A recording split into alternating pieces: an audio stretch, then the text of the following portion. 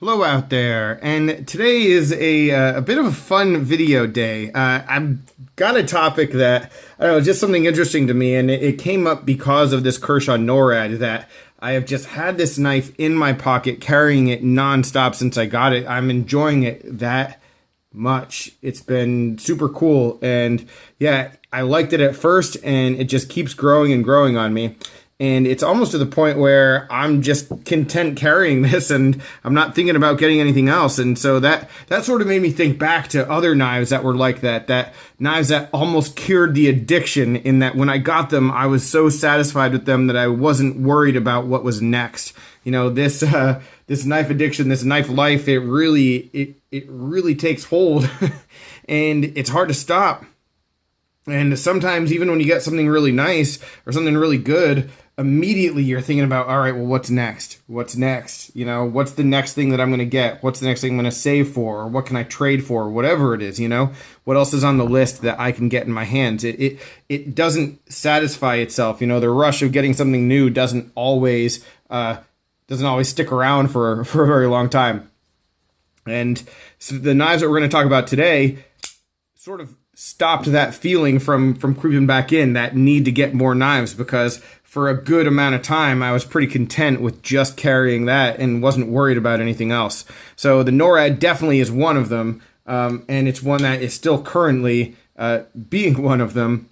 But before we get into the other knives that almost cured the addiction, let me talk about just a few that didn't, and it'll tell you that this whole thing is very circumstantial, because I know that this knife, when I got it, the Sage 5, I was as excited for this knife as anything that I'd ever had, and it just fostered the addiction more than anything else. It made me think, what's next? What's next? Had nothing to do with the knife being good or not good. Obviously, you guys know how much I love this design and this model, but what it really did for me was it just got me even more addicted because of how good it was. And so sometimes there's this like weird dynamic where a knife can do that for you instead of just making you satisfied. You know, the Mini Griptilian and the Kershaw Leek are both the exact same. You know, the first USA made Kershaw that I ever had, the first Benchmade that I ever had, you know, these knives, as good as they were and as much as I carried them, they definitely made me just like get right into getting more knives. They inspired more addiction. They created addiction. They did not cure it at all. And, you know, one other knife, and I just really can't remember, is this Reeve, the small Inkosi. I feel like I carried this knife nonstop when I first got it, but for the life of me, I can't really remember if I did. You know, I don't remember one way or the other if this was one that that made me content or not. So yeah, it's not going to be on the list today.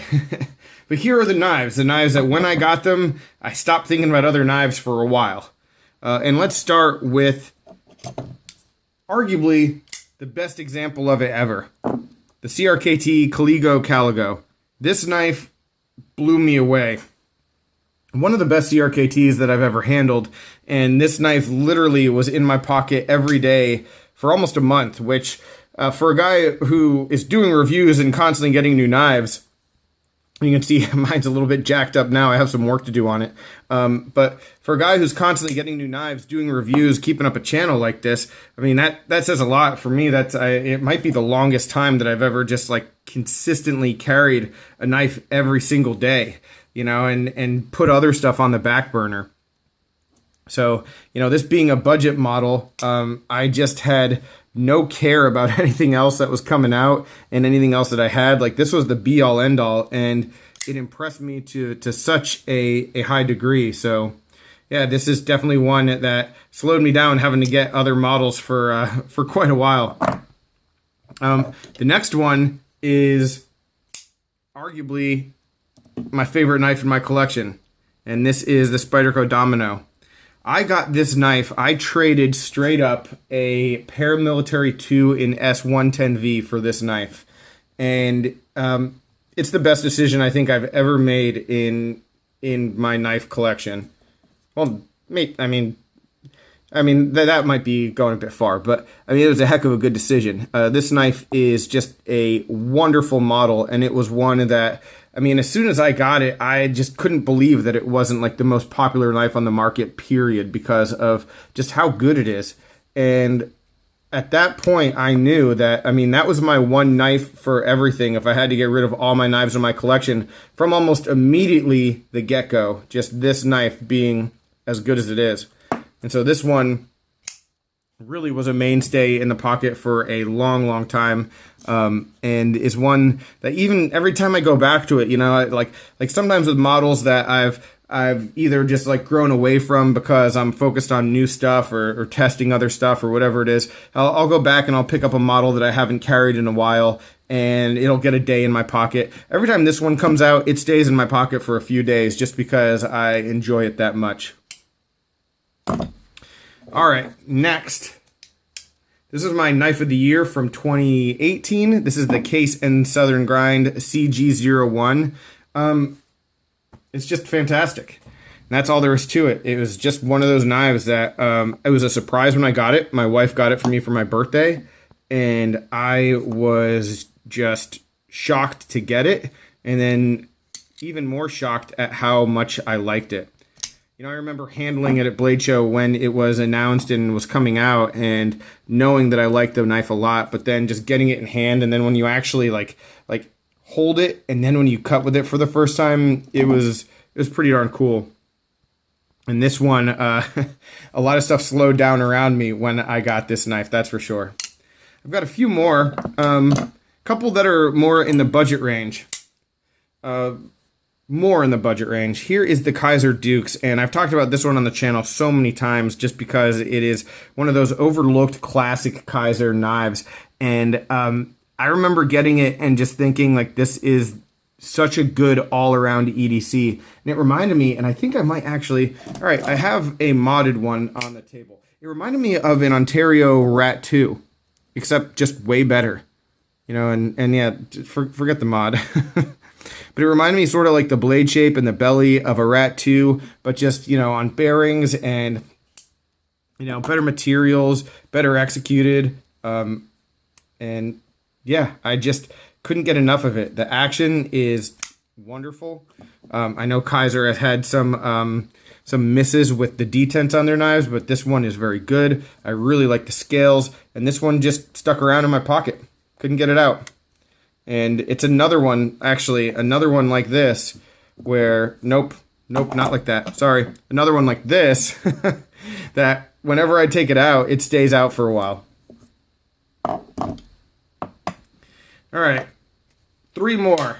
Here is the Centofonte 3. The Centofonte 3 is another gift from my wife and another surprise. It was a gift that I was expecting to get the Delica. I knew she was getting me a knife for Christmas. She knew that the Delica was on my list, and I was expecting her to get that because it was more common and more popular. I hadn't had one at that point, so this was a while back, and she got me this knife, and I unboxed this knife and was a little bit disappointed because I'd been expecting the Delica, and I wanted the Delica, and I was like, all right, so I've got my Christmas money, you know, I've got money to spend on another knife. I'm probably just going to order the Delica later today. This is what I'm thinking on Christmas Day, right after I unbox this knife. And I end up putting this knife in my pocket and carrying it. And I don't think I got the Delica for 3 or 4 months after that. I didn't need it. And actually, when I got the Delica, Delica didn't really impress me. Not compared to this. The fact that the only thing about the Delica that I like more than this knife is the fact that you can disassemble it, because this is a pin together construction. But this knife was so impressive to me once I actually carried it and used it that I didn't see the point in getting the Delica, and the Delica did not blow me away the way it blows so many people away after I had this knife. And there's a reason why there's not a Delica in my collection, but this is here. So, you know, this is definitely one of those knives that slowed the addiction. All right. The next one is another pricey one, but it makes sense. I mean, this knife, the Benchmade Anthem, I cannot say enough about how much I love this knife. It's definitely not perfect. It's not perfect, and we'll talk about this actually in a review coming up soon. Just about how the detent on this knife, like, I just shook that out. I can shake it out. So it's not perfectly executed. Mine isn't centered. There's just something about it being, I don't know, from Benchmade and sort of reminiscent of Osborne designs. There's a stigma to this knife that when I got it, it delivered for me in a way that was more than just a knife model, if that makes sense. So it had that going for it, and the fact that it's extremely usable and, you know, a great knife to actually carry and cut with, not just a showpiece. So yeah, I can't say enough about this one. And honestly, once you get a knife like this, when you don't have a lot of expensive knives in your collection, when you get something like this, it tends to slow everything else down. The last one, and it almost didn't make the list because I had a lot of other stuff coming in at around the same time, so it was hard for it to, there was a tall order for this knife to slow down the addiction. But the Hodeca, a gift from my buddy Zach at Zach Stuff, this knife was something that I'd looked forward to for so long, and I'd put off getting it. I had to get something else, You guys know I'm a huge Elishewitz fan. So it just was so odd that I hadn't picked this knife up. And then when Zach sent it to me, it came at a time when I was already getting a lot of other stuff in. I had a lot of stuff on my plate. And even though it didn't slow down for like as long a time as, say, when I got the Caligo or when I got the Kaiser Dukes, when I got this knife, everything just slowed down and stopped for a few days. And I was like, shit, this thing is good. And I mean, I enjoyed it that much. And it was one of those things where it was like, well, I don't need anything better than this. Let's be real. This is as good as I need a knife to ever be. But we do got to keep going. So the addiction, you know, got its fangs back in me, obviously. And that's not something that has ever stopped for any long and significant period of time. But with this, it did slow it down a little bit. And so did the rest of the knives. And that was the point of this. It was just the knives that that when you think about that knife addiction and what it can do to people, it's hard to slow that train down at all. And so when you get something that you like a whole lot, that just manages to create a little bit of time and give you time to step back and appreciate it a little bit more. For me, I think that that's special, and it also gives me a little bit more of a connection with that specific model. Like the models that are on the table, almost all of them, you know, with a couple exceptions, almost all of them I've had for years. I've sold a lot of my collection off and haven't gotten rid of them, you know. And the NORAD, believe it or not, this like Kershaw $60-something knife is threatening to fit into that group in my collection, believe it or not. So yeah, definitely very interesting that this model has had that kind of elicited that kind of response in me. So any questions, comments, complaints, suggestions, let me know down below. Guys, what are yours? You know, do you have any knives, any knife models that do the same thing for you, that when you got them, you're like, shit, I'm good. I don't need anything else for a while? Let me know. I'd really appreciate hearing from you. Stay safe, everybody. I'll talk with you soon.